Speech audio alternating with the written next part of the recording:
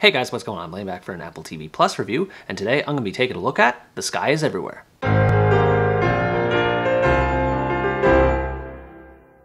The Sky is Everywhere is a teen romantic drama based on the novel of the same name, and tells the story of Lenny Walker, a high school student living in rural California with her family who struggles to cope with the loss of her older sister Bailey, affecting her in such a way that she avoids engaging in her passion of music. Lenny finds herself becoming romantically involved with a boy at school named Joe Fontaine, who sympathizes with what she is going through. As she spends more time with him, she must find a way to come to terms with her grief while evaluating the relationship she has with those around her. Compared to other teen romance movies I've seen lately, this one is at least more delicate in its approach to the story and has a unique visual presentation as well. However, I still found it lacking in detail when it came to the backgrounds and motivations of the characters. Kaufman does a great job in her performance as Lenny. It's immediately evident that she was close to her sister prior to her sudden passing, and the grief that she experiences is conveyed in a believable manner, as she often finds herself emotionally overwhelmed at random times and needing the support of others. The movie makes careful use of flashbacks to show how close she was to Bailey, and makes numerous passing references to her in the present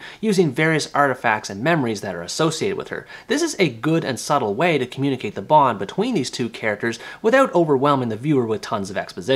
At the same time, though, I felt that there wasn't enough information to properly understand the sisters' relationship. Nothing is known about Bailey beyond her own interest in music, and it's left unexplained as to what kind of people she and Lenny were like before Bailey's death. While I do sympathize with Lenny in a general sense, there's no context given to suitably develop her and Bailey's characters. Even when she and Bailey are shown, little time is given before their scenes abruptly end, so there's a disconnect that keeps me from being able to relate to Lenny's struggles on a deeper level. It also doesn't help that Lenny's emotional outbursts can be pretty heavy-handed at times. While her grief is understandable, the outbursts happen way more often than they should, to a point that she starts yelling at and blaming other characters in almost every scene for problems that they didn't cause. This made it increasingly difficult to sit through the movie as it went along, especially as it frequently results in jarring tonal shifts that caused Lenny to flip from being devastated to unusually cheerful and then back to being depressed again. No natural flow is present for her emotions, so her struggles with grief end up being inconsistent and hard to follow. Joe Fontaine helps distract from the drama a little bit and does his best to lighten the mood where he can. He is a bit bland in terms of personality, but does have some degree of backstory to help relate him to Lenny, and their shared interest in music does make for some charming scenes of the two. This being said, the way their romance begins feels like something out of an old Disney movie. They seem to fall in love at first sight, and it's done in a very cliche and cheesy manner that made it hard to take the two seriously when they were on screen together. It becomes more contrived later on with the plot elements that come their way, starting with their convenient shared interest in the novel Wuthering Heights before becoming complicated by a love triangle that has a poor setup involving Bailey's boyfriend Toby. Like with Lenny, Toby grieves Bailey's death and looks to Lenny for comfort, which is something that bothered me more than I thought it would. Besides the fact that nothing is known about his relationship with Bailey beyond face value as it was with Lenny,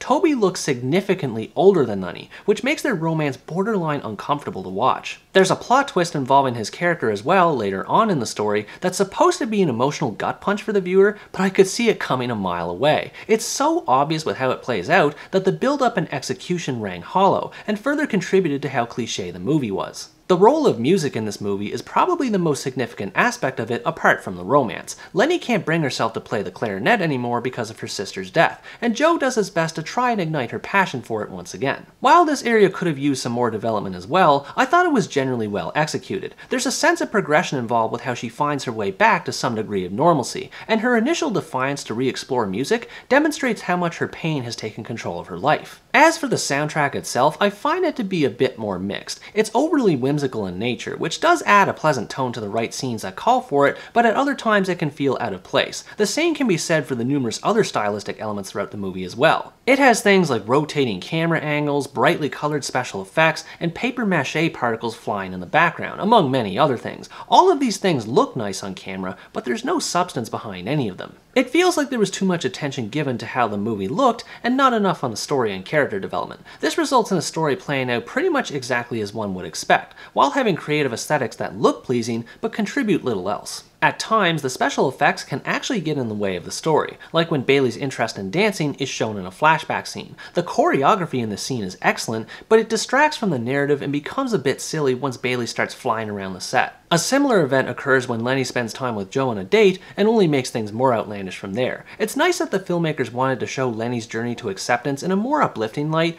but it ends up becoming too fantastical in the process, which puts the movie at odds with the serious nature regarding Bailey's death. Supporting characters add to the variety of scenes, such as with Lenny's grandmother and her Uncle Big, played by Jason Segel, who in my opinion was heavily underused. Their positive attitudes help to balance out Lenny's negativity, and while they can get caught up in the melodrama, they're usually able to overcome it and help with Lenny's grief in their own ways. The movie's ending proceeds in predictable fashion. I won't reveal any spoilers about it, but characters come to half-baked conclusions regarding their struggles, while at least having learned something in the end. Extra development in areas I mentioned earlier would have helped make it more meaningful, but it still remains somewhat poignant. Overall, The Sky is Everywhere is an average romantic drama that is better than most teen and young adult-oriented movies out there, but suffers from lack of characterization and too much visual filler. If you like romantic dramas geared toward the demographics I just mentioned, you might enjoy this one to some extent if you're willing to put up with its predictable nature and numerous cliches. I'm disappointed that this movie didn't end up wowing me as much as I'd hoped, but I still somewhat appreciate it, if only for its strong performances and more mature approach to the story. It's just a shame that much of it ends up boiling down to being more style over substance. What did you think about this movie? Did you think it was a good adaptation of the novel, or did you find yourself disappointed in its execution? Let me know in the comments below.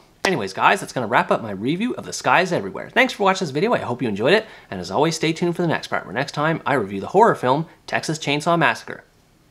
Bye bye!